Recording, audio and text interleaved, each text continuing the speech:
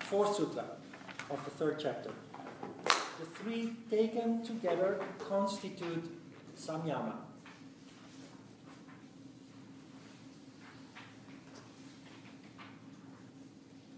Samadhi, by many yogis, authorities, is considered to be the highest form of meditation. However, after Samadhi there is Samyama. If already there are few people in this whole world, including all the swamis and masters and what have you, who can explain Samadhi in a practical way, you will not find anybody who can explain Samyama in a good way, that you can actually practically execute it. But then again, if you know how it works, it is not even that difficult.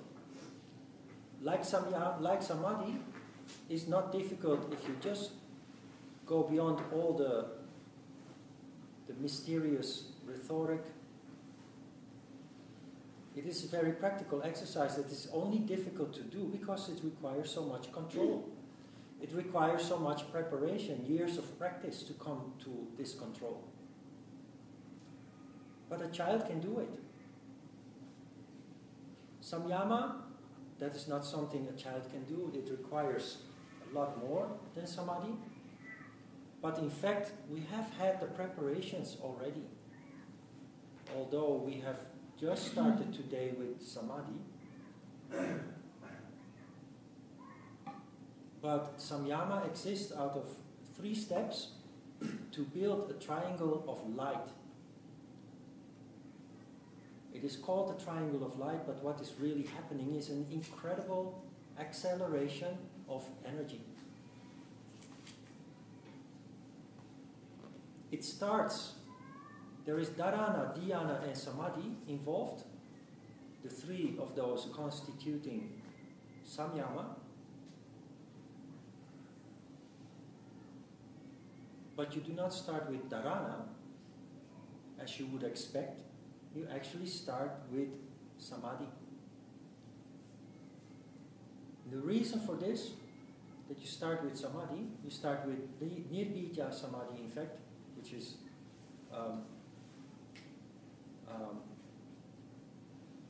we have started today with sabija samadhi. Sabija means with seed.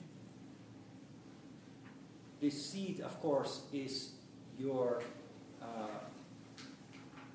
object of wow feeling.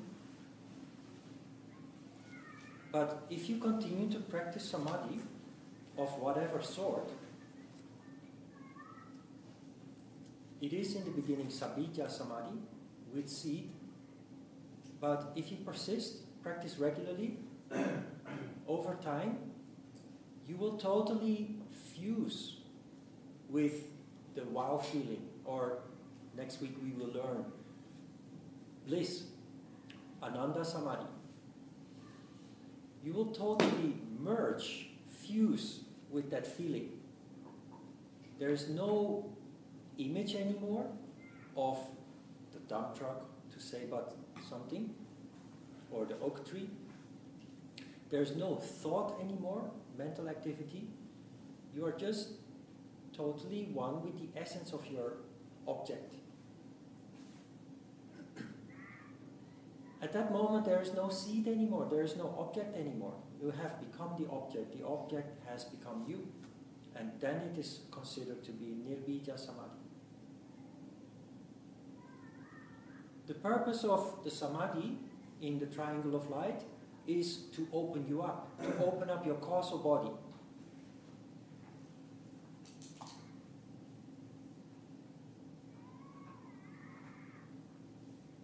To do so,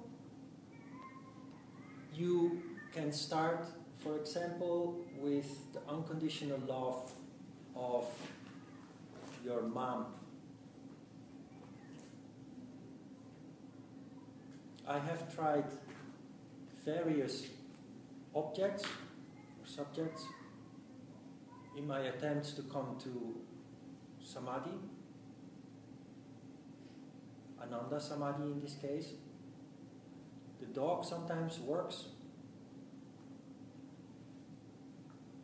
When you are in love, it is also easy to come to Ananda.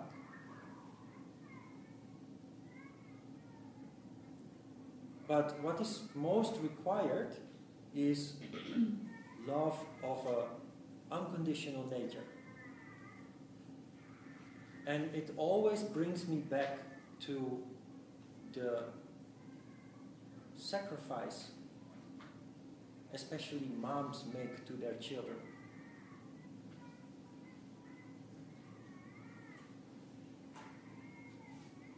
Not only my mom raised 7 children without a man helping her. She basically sacrificed the best years of her life to do so. I see this with other moms too. I see moms being in a relationship with a non-communicative husband, cold, not loving.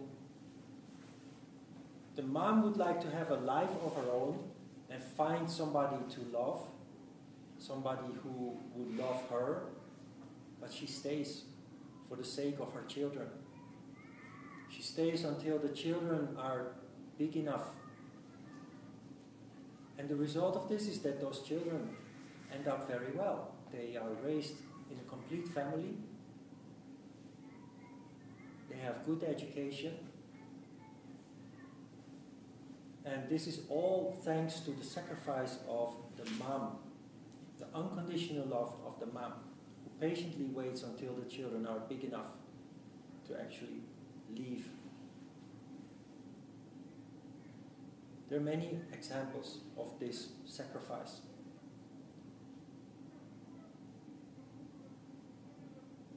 You do this to open up the causal body. The second step in your samyama is dhyana, meditation. And you meditate, you introduce meditation in your meditation, your God realization.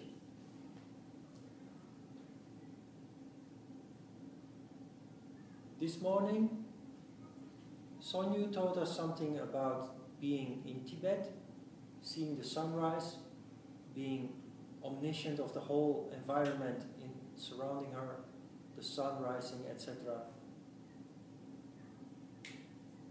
I'm not 100% certain, but I suspect that was a God realization.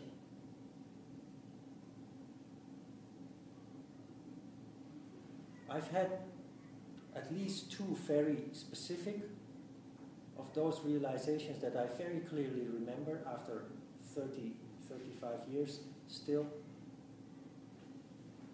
Similar to Sonyu's, the first time I was in the mountains in France, far away from the inhabited world, in a totally abandoned place with a natural well.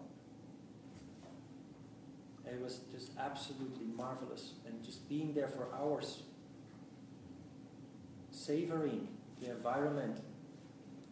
35 degrees in the shade, while in the distance you see snow on the mountain tops. Eagles circling in the air, or what do you call this animal? Ox. Yes, huge, with these big 3-meter wingspan.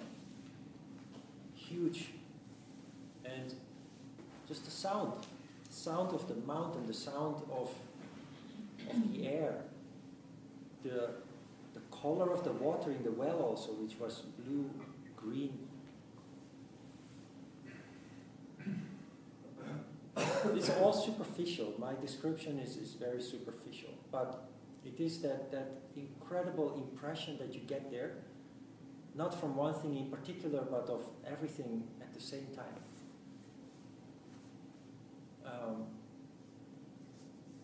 That connects you with God, really, or Brahman,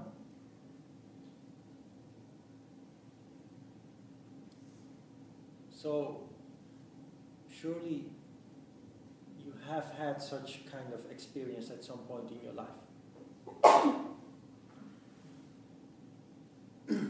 So you add that as a second step in your triangle.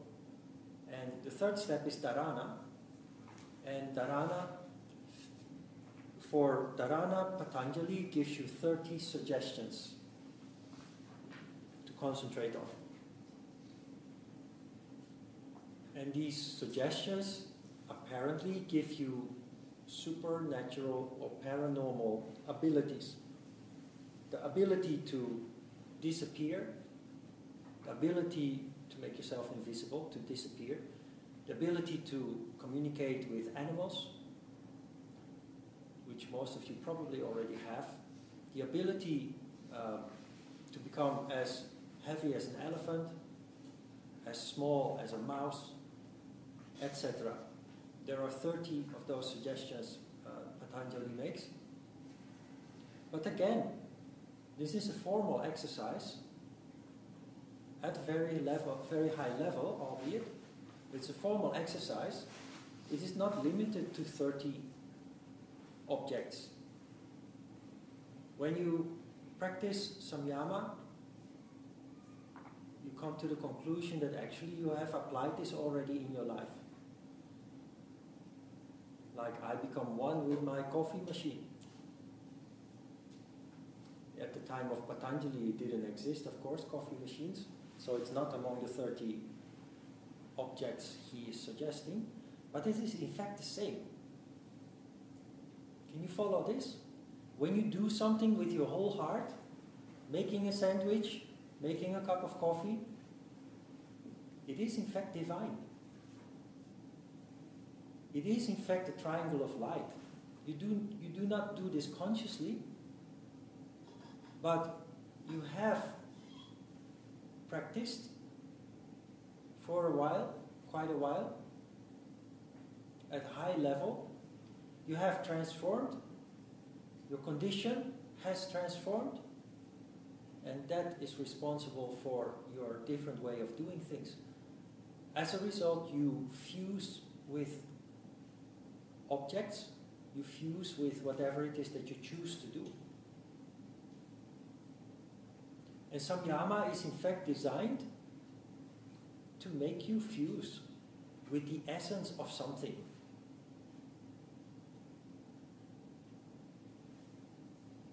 When you hear, and this is the superficiality about the 30 suggestions of Patanjali, when you hear that you can talk with animals, you think, yeah, this is a nice story. That is a story for fairy tales, for children. But your ability to talk with animals is not that you just sit there and speak in words. Talking with animals is connecting with the essence of the animal and feeling its needs. Being able to understand what the animal is expressing.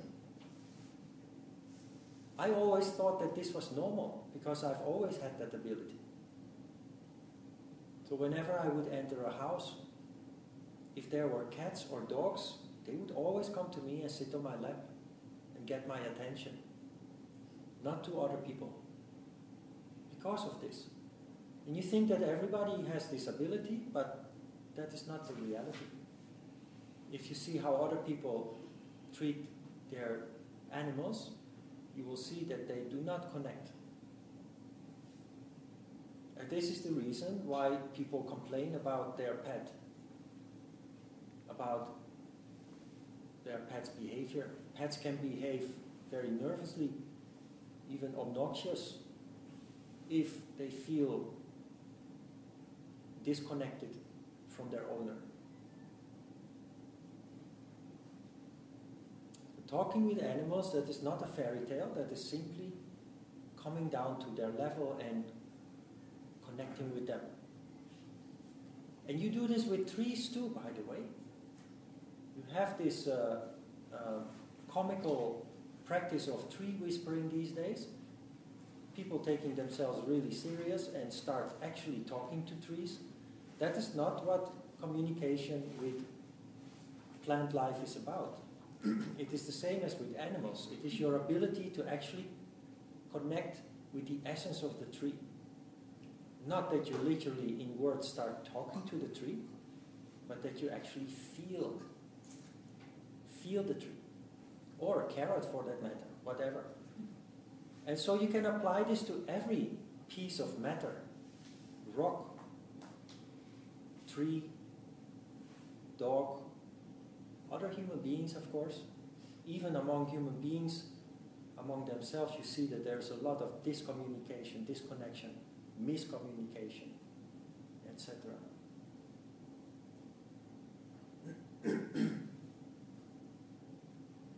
So that is the triangle of light, Samyama, and we will go through all the 30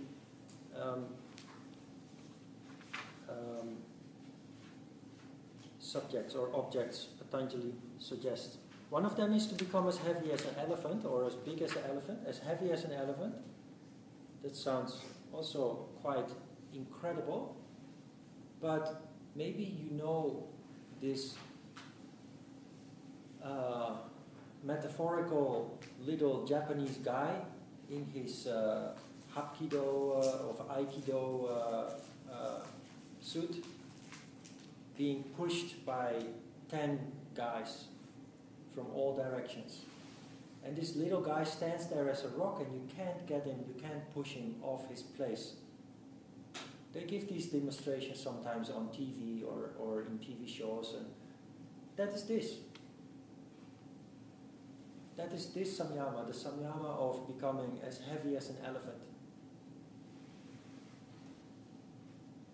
So, it is really a matter of putting your whole heart into it, putting divine energy into it, and fusing, becoming one. Ajita has actually, on a couple of occasions, told of his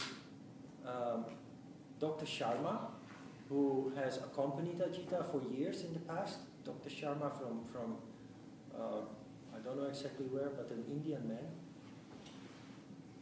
And Dr. Sharma's master was a man who just appeared and disappeared. I've never seen it happening, so I'm skeptical. But why would Ajita lie about it? But that is one of the samyamas also, one of the 30. Samyamas is to be able to become invisible by choice, to disappear by choice. And the story goes that Dr. Sharma's master would appear, dole out some wisdom, and then just be gone again, just like that. Aren't these the cities that you're describing? They are cities. They're all cities. Yeah. Yeah. Paranormal. How are they different from Samyama? Like, I like right where it got to that page, my printer didn't print out.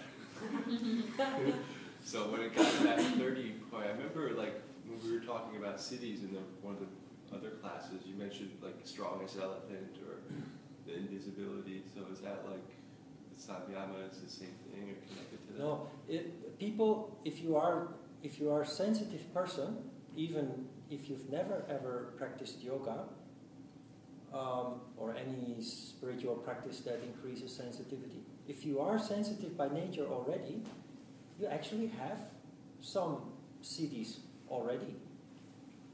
Like as a child, was sensitive enough to connect with animals. That was just natural for me. You don't do effort for it. It's an ability that you just have, possess. The practice of yoga stimulates,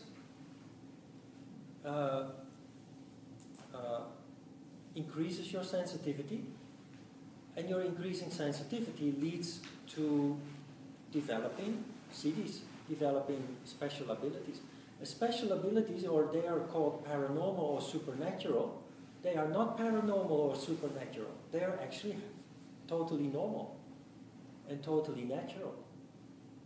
It is just that many people are too distracted to have the sensitivity to be able to express those abilities. But everybody, every person has those abilities in latent form within himself. And the practice of yoga leads you to develop those abilities more efficiently, of course. And now you arrive at Samyama, and now you are really going to focus, if you want to, of course, on a very direct development, particular development of certain abilities. Abilities that are already there.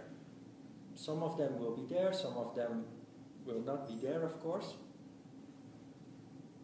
But what you see that is in the process of your development, you have spontaneously developed abilities. And now, if you want to, you can focus on Samyama and willingly develop such abilities, certain abilities, or all of them. If you want to develop all of them, it's going to take, there are 30 of those Samyamas, so it's going, according to Ajita, it will take you at least 2 years per siddhi. 2 years or 6 months, I forgot. It's 15 years or 16 years. We will come across that later. But anyway, it takes a lot of time and a lot of practice, which is not important, really. But really important is your overall development, and not what you can and what you cannot do, really.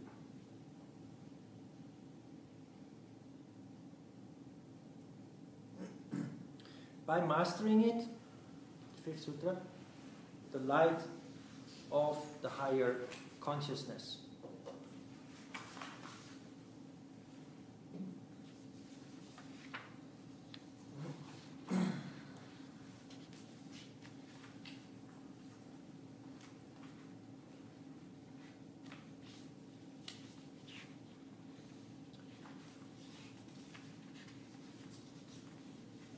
This sutra is pretty clear. What is very interesting is that you go through a process of cleansing, purification as it is often called, getting rid of all the distractions that suck up your energy, which people are just not conscious.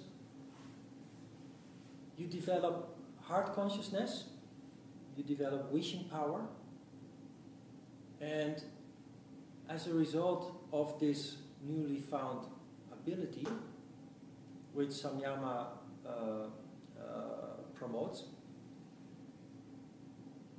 you truly develop the power to manifest your wishes. And when Ajita told me this years ago, because I had not really experienced it, I just couldn't imagine how it worked to actually manifest your wishes. And I found out that you must not keep yourself busy with your wishes. Keep yourself busy with your yoga practice, because that will strengthen your ability to wish in the first place.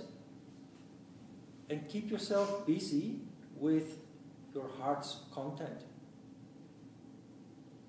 If you focus on the manifestation of your wish, you will always chase ghosts.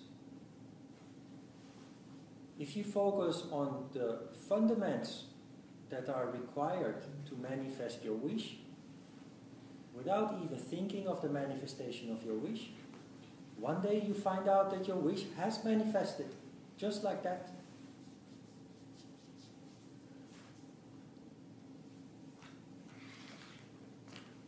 Can you follow this?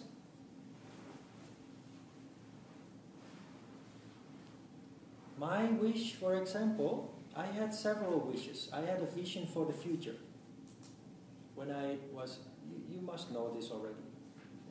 Maybe in other context, I have told you this a couple of times.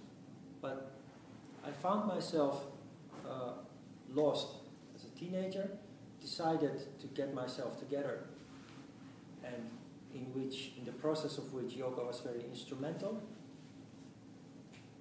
to connect with myself. I was lost in spite of the power that yoga gave me, I was still lost. And what pulled me through was the vision that I had in the future of building my own kingdom, my own realm, my own whatever, business, whatever you call it, but my own world. The picture was not concrete. I knew a couple of things. I knew that I didn't want to work for a boss, so I knew that I had to be independent. And another thing was that I wanted to work with my heart. I wanted to work with people, which also I had no concrete picture yet of what kind of people. I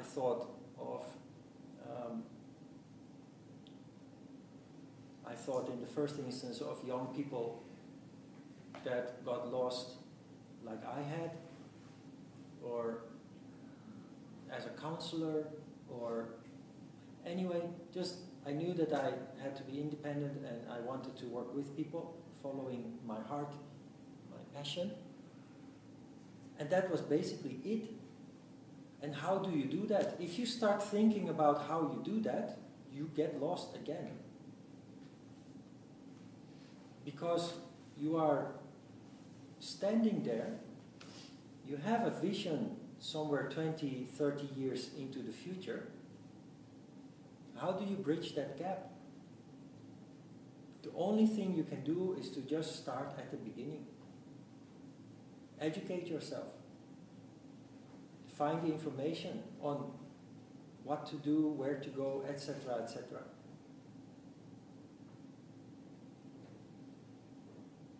And the coming into being of the yoga school was simply a consequence of the preparations that I made, the choices that I made. Do you see what I'm trying to say about how to manifest your wishes? Keep yourself busy with things that matter. Throw overboard all things that don't matter, including people. Well, you don't throw them literally overboard, but do not lose energy anymore with people that do not matter. That is not easy, as you know. Family ties, blood ties are incredibly strong. So strong that you cannot even understand it yourself. I solved that problem by leaving my country.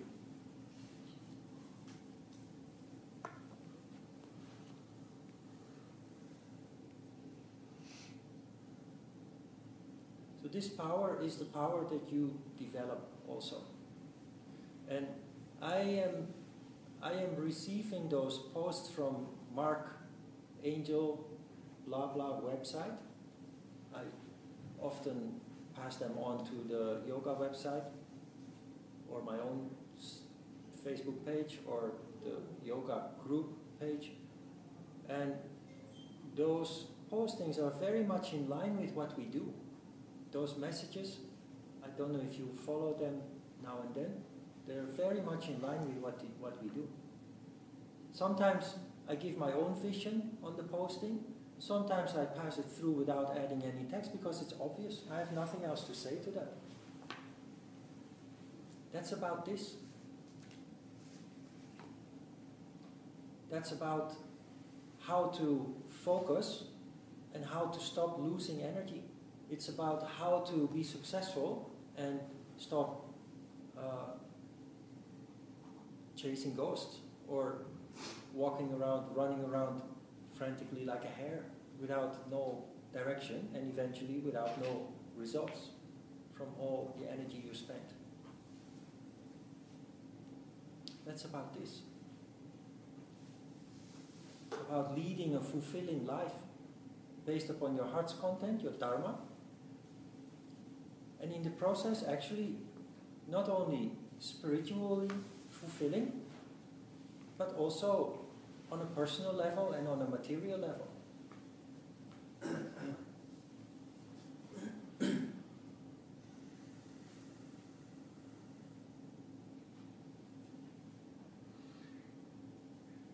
that is basically what I have to say today. Only 2 sutras, because we had so many this morning. Ron, can we turn the heat on? It's a bit cold. I don't know if it's cold. Yeah, I think the heater is on, both on full power. That one too? No, I didn't think no. Actually, frankly, I'm sweating on my back. No? John, you had a question. Sorry. You talk about wishing, Yeah. and then you talk about like intuition as well. You talk about wishing and intuition, Intuition.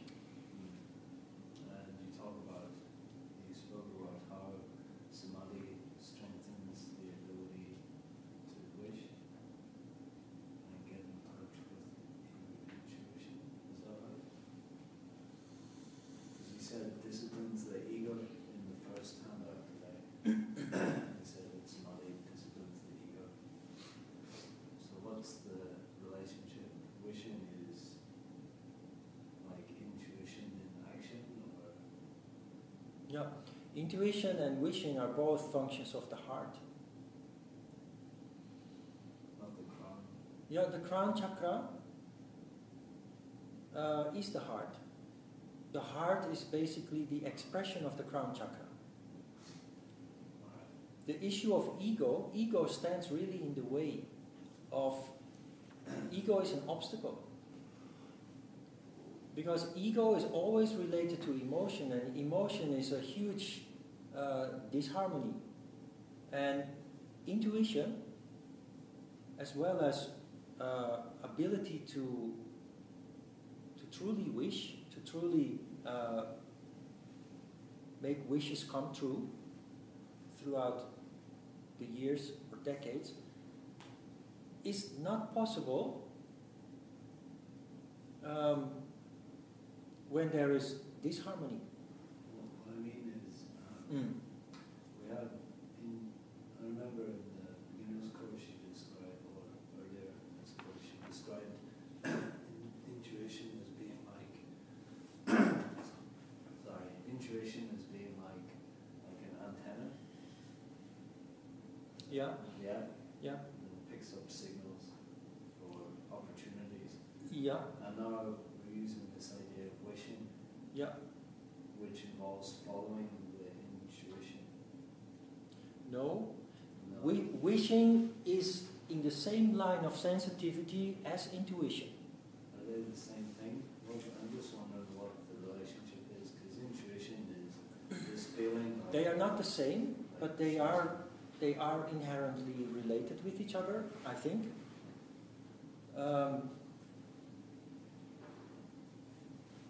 Intuition is a very subtle ability. No, is an ability to have very subtle feeling. Something that most people do not pick up on, or just occasionally, by coincidence, kind of. Although coincidence doesn't occur, doesn't exist, but intuition becomes stronger in people like us, practicing yoga, including meditation on higher level, and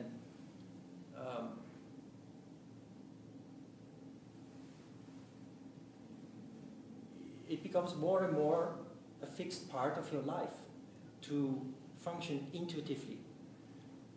You do it all the time, basically. Wishing is in terms of sensitivity, wishing is of the same magnitude.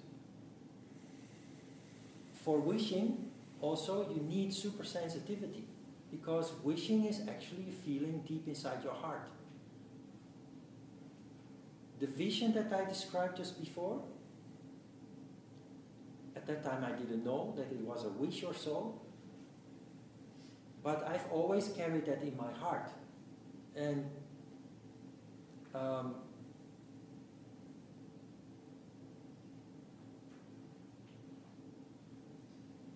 the reason I'm asking is, like, you need to, in order, from what maybe I've misinterpreted what you said in class, Yeah. but you seem to have said that in order to get a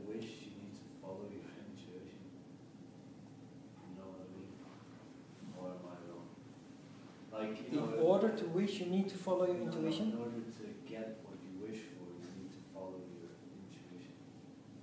So when you're making decisions at each point where there's a decision to make relating to your wishes. If you, yes, if you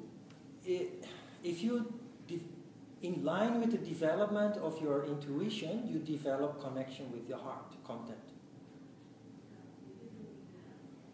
Because intuition is this refined ability to sense not only what is outside, but also what is inside you.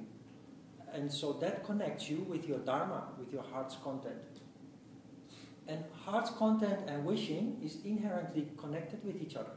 Are they the same or slightly different? Dharma and heart's content, wishing? Yeah. Maybe this is too esoteric. It is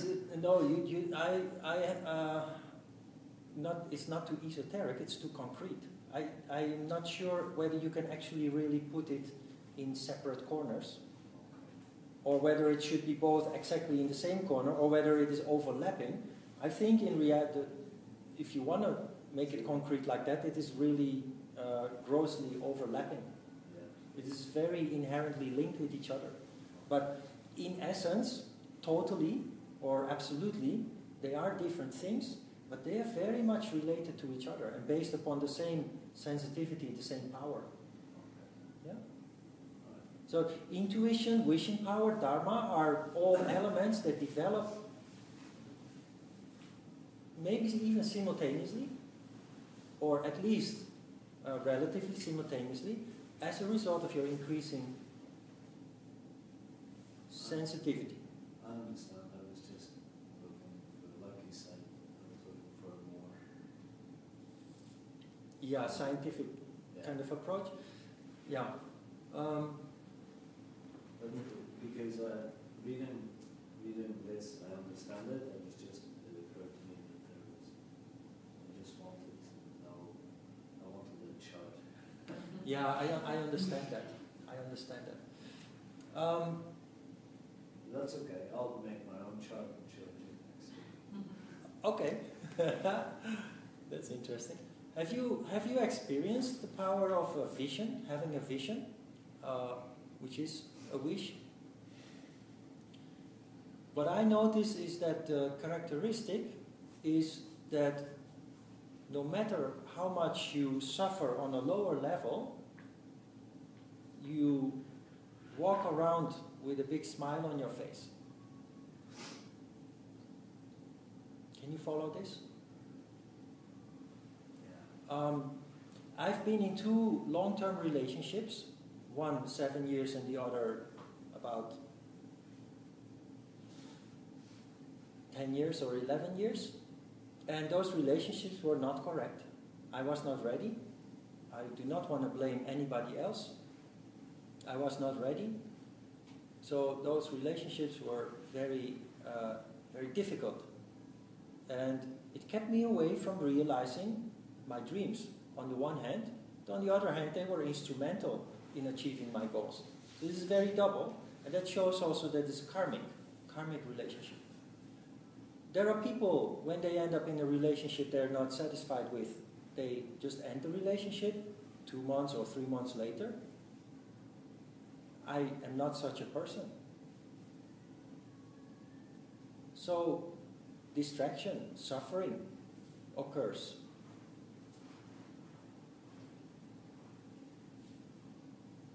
I've practiced Hapkido for many years. It was an obsession. That is torture. If I think back, it's just ridiculous. But it was necessary.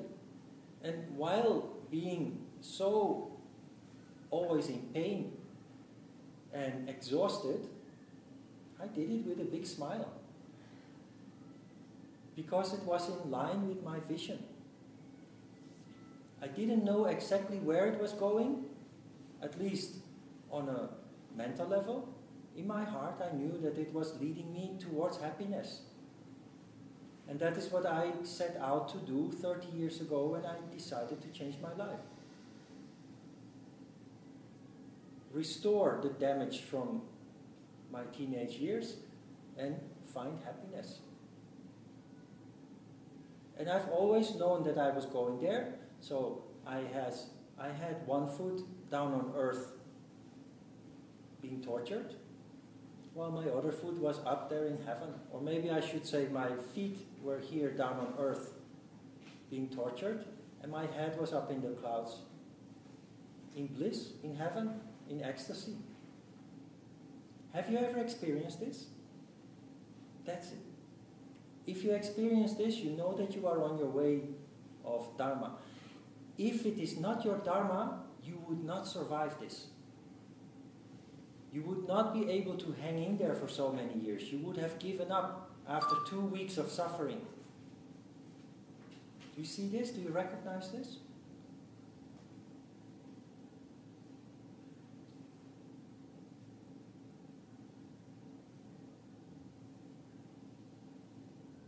I have one more question.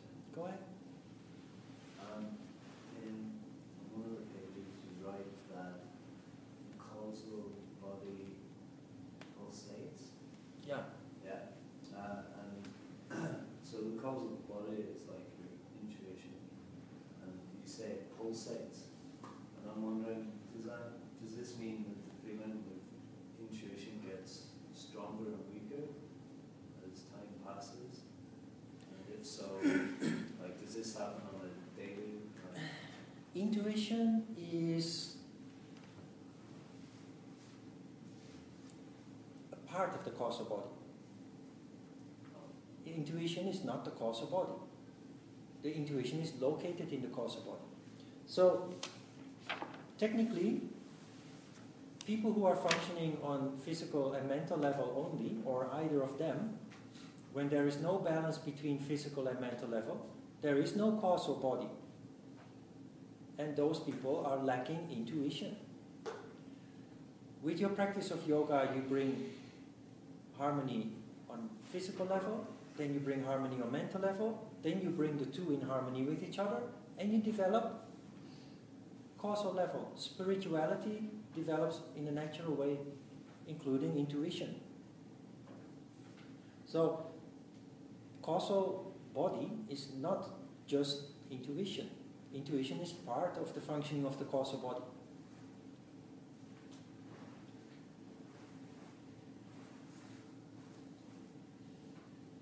And then you say that the causal body pulsates. What does this mean? It's an energy.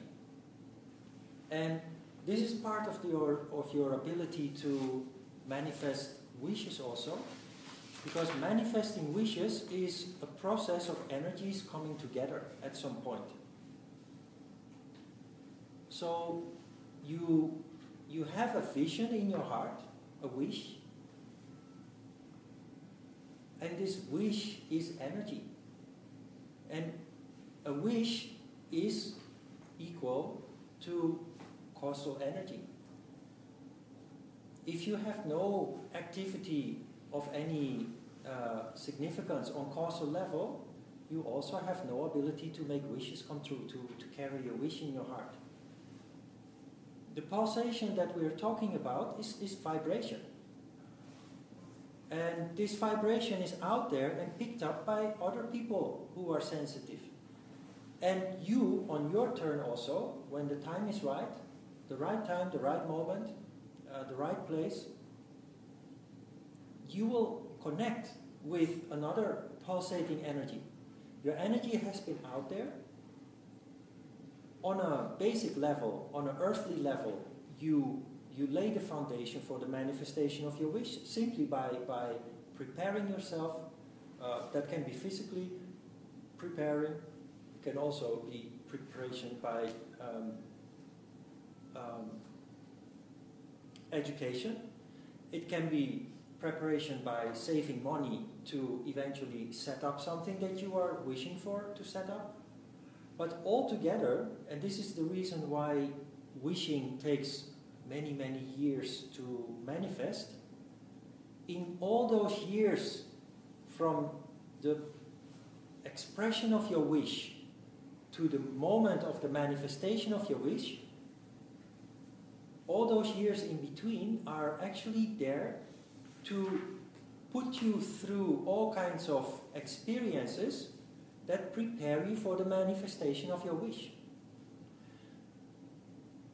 Can you follow this? When you express a wish when you are 18 years old or so, you are not ready. You are not ready to manage a kingdom. So, if you, by sheer willpower, force that kingdom to come into being, force your wish, basically, by sheer willpower to manifest in very short term, you will totally mess up. You will end up in total failure and misery. So it takes 20, 15, 20, 30 years or more for your wish to actually manifest into this world. And all those years from the pronunciation of your wish to the manifestation of your wish, actually you have gone through a lot of probably misery, as I did. Maybe not misery, but you go through all kinds of experiences that actually prepare you for the management of your manifestation of your wish, which often has something to do with a larger project in life that requires experience and wisdom and knowledge. And that is why I said that you better just keep yourself busy with the fundamentals, because the manifestation of your wish will happen when you are ready. And you cannot force that. Every time you try to force it, and that is only human, every time you try to force it, you end up in misery. Things start going wrong and conflicts occur with people, etc. And the moment you surrender and let go, and just keep yourself busy with what is important, in my case that was deepening my knowledge of yoga, then comes the day that you are ready and things start to take off in a very natural way without effort. Spontaneously. The right time, the right place, the right person. Everything connects. All the energies. The pulsation is responsible for this. There is a certain pattern to that pulsation or vibration that will connect with a friendly pulsation from another source. And those together will lead to the manifestation of your wish. And this is a very refined process. Every time you interfere with your willpower, with ego, you mess up and you suffer. And so you need many years of messing up and suffering before you get it right.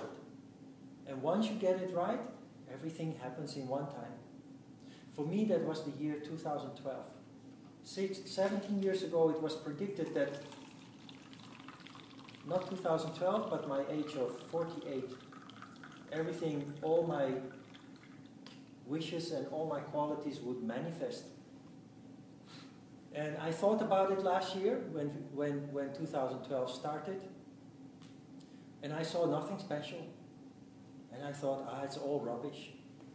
And I forgot about it. But with the year progressing, everything fell into place. I didn't even think anymore of that prediction, and everything fell into place.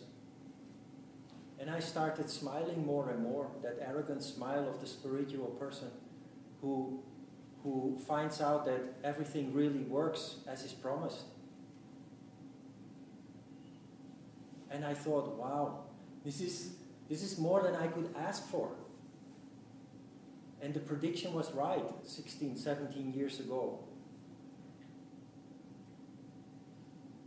And I got more than I actually ever wished for. No, that is not true. There were some hidden wishes also.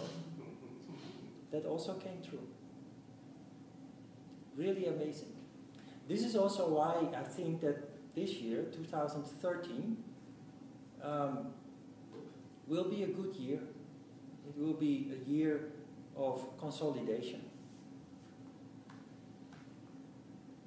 there will be no major manifestations of wishes that have taken place. There are still other wishes, but that will take another 10, 15, 20 years or so. What about your Ferrari? Ferrari? I'd rather have a Porsche. What about your Porsche? Maybe next year. I have a Kia.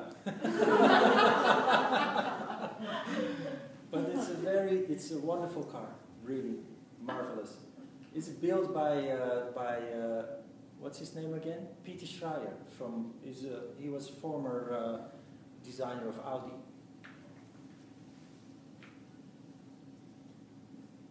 If you give me a Porsche, I will drive it. But if I have to spend the money to buy one, I'd rather donate it to an orphanage or something and help 20 or 30 poor little children.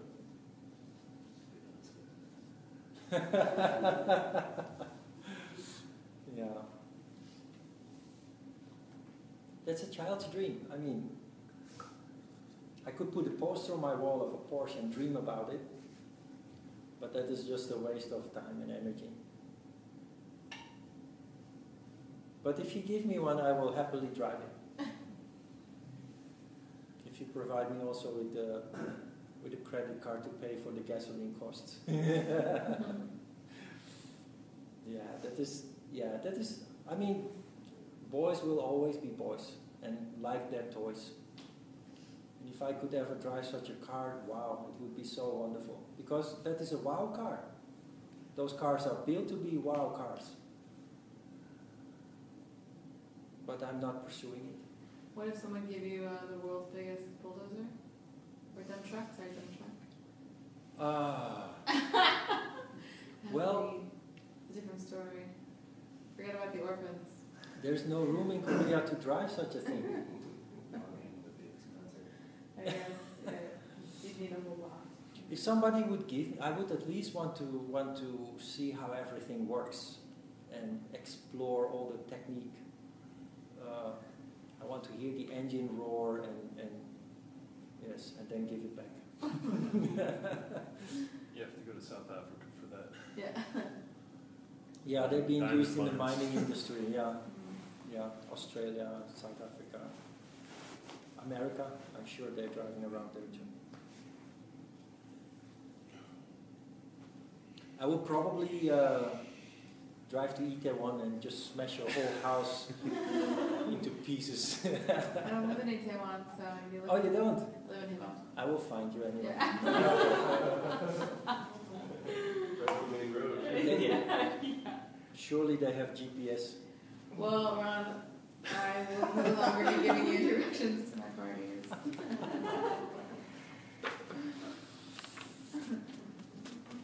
Are you going to give me the world's biggest dump truck?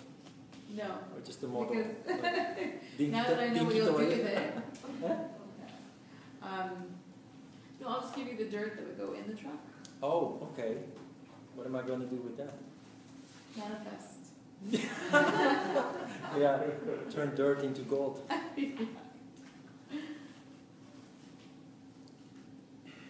You realize that you're all alchemists, right? You don't, huh? You're so silent. You're all alchemists.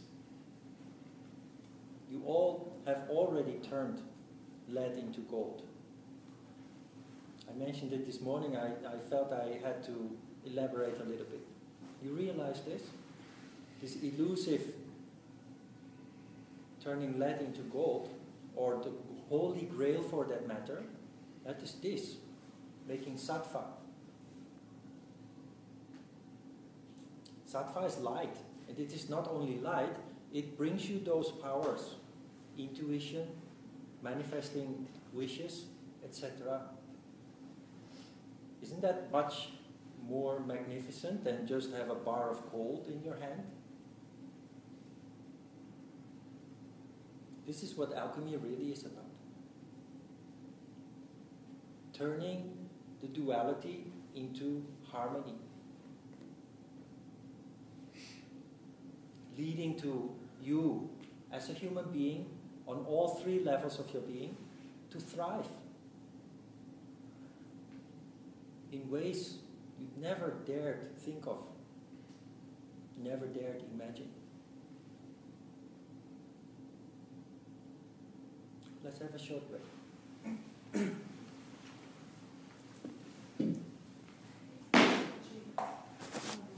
Did he go off? I don't understand I think the it taps quote out after down an there. hour. Everybody's in with like a jacket on them, and you're like,